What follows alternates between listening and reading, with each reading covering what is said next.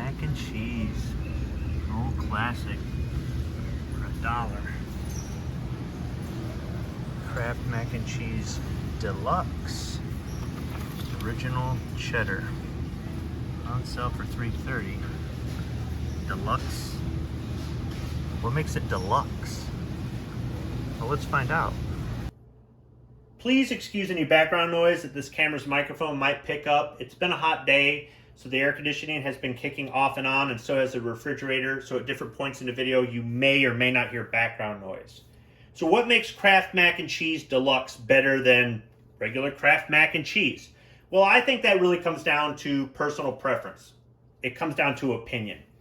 And here's why. Most of us who grew up normal grew up with Kraft mac and cheese. This is something that we asked our parents for. This is something that we love to eat. Our parents would make it as a meal by itself or as a side with dinner or something like that. For the kids, it tasted good and we liked it. For the parents, this was quick and easy to make, and it was affordable. In 2023, this box of mac and cheese is still $1. So it just worked out for everybody. It was something that you kept around, and it just, it fit the bill for something that people would want to eat. Now, some people grew up overseas where they didn't have freedom and they weren't really given an opportunity to have some of the better things in life.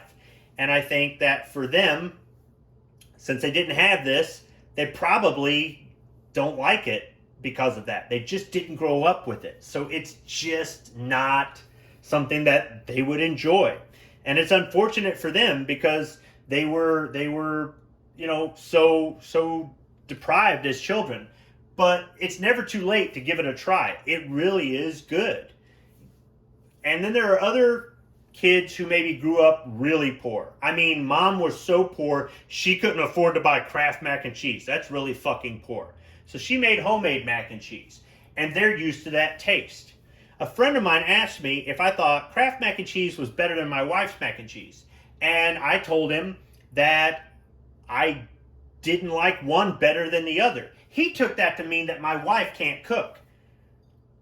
He's sadly mistaken. My wife is a damn good cook. They're two entirely different tastes. Kraft mac and cheese is processed food, but most of the things we eat are processed food.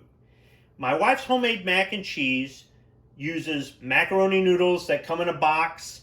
That's processed food. There's going to be chemicals and salt and things like that in that store-bought macaroni. I suppose we could make our own homemade pasta, but even then, some of the ingredients are going to have something in it that was processed. But regardless, she uses pasta noodles, macaroni noodles, elbow macaroni, and Velveeta, which is processed cheese.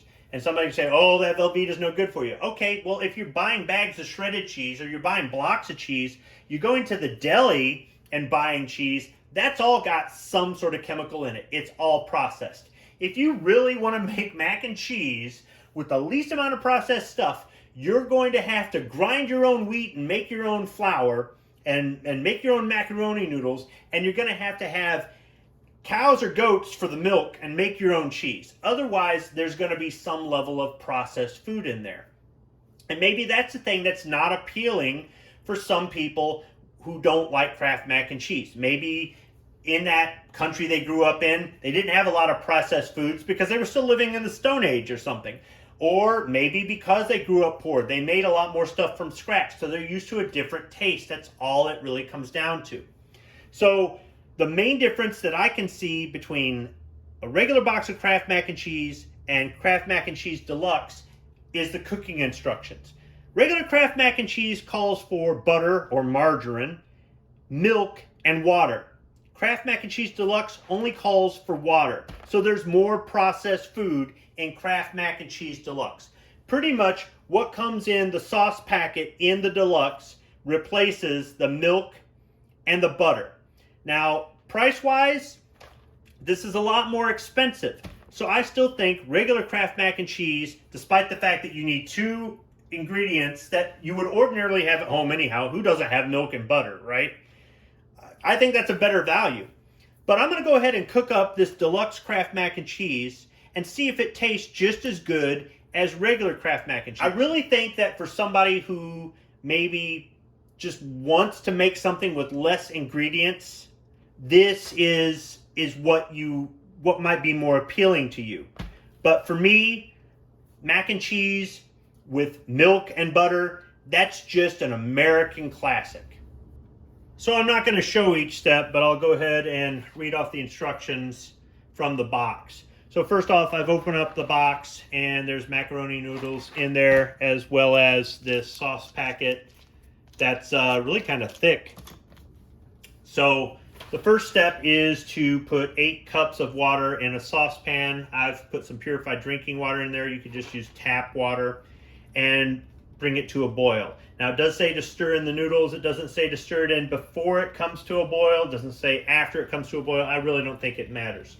Then you're going to cook it for 11 to 12 minutes or until tender, stirring occasionally. That's why I have the metal spoon there. Then you're going to drain. Do not rinse. Return to pan. They have to put that on there for guys like me who aren't very good at cooking. So then after you return it to the pan, you squeeze in the cheese sauce over the hot macaroni, stir until blended. Makes 4 servings. Do not overcook pasta. That's it. So let's go ahead and pour in the noodles and get this going.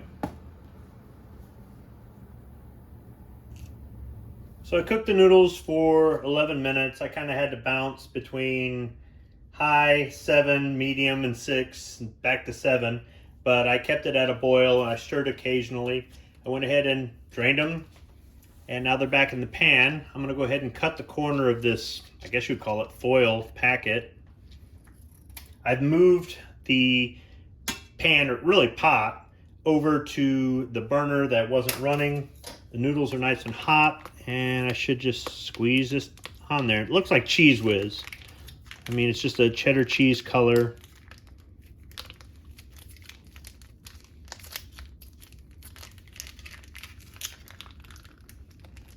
I'll try to spread it out some.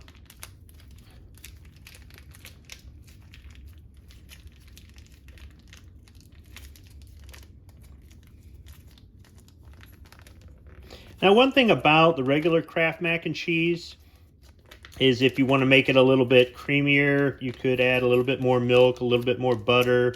You could put in some shredded cheese, some Velveeta, sliced cheese. I mean, you can add stuff to it. I suppose you could do that with this too.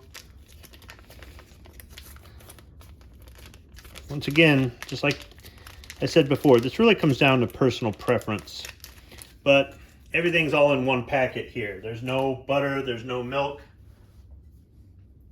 Let me get the spoon, stir it up.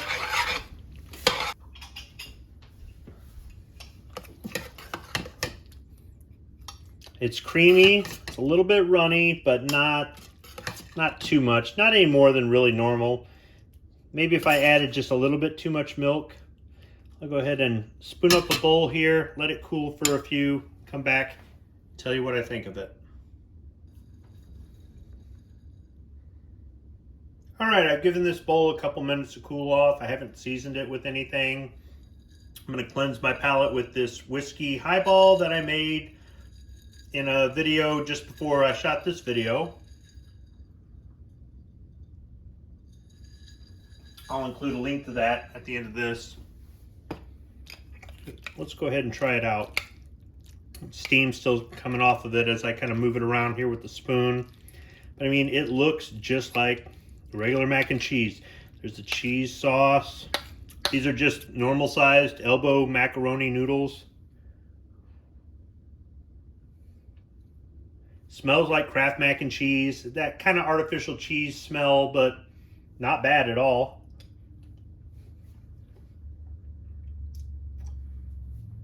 Yeah, that's pretty good.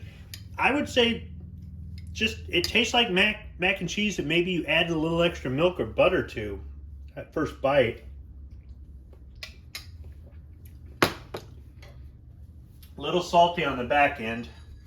Let me cleanse my palate with another sip off my highball.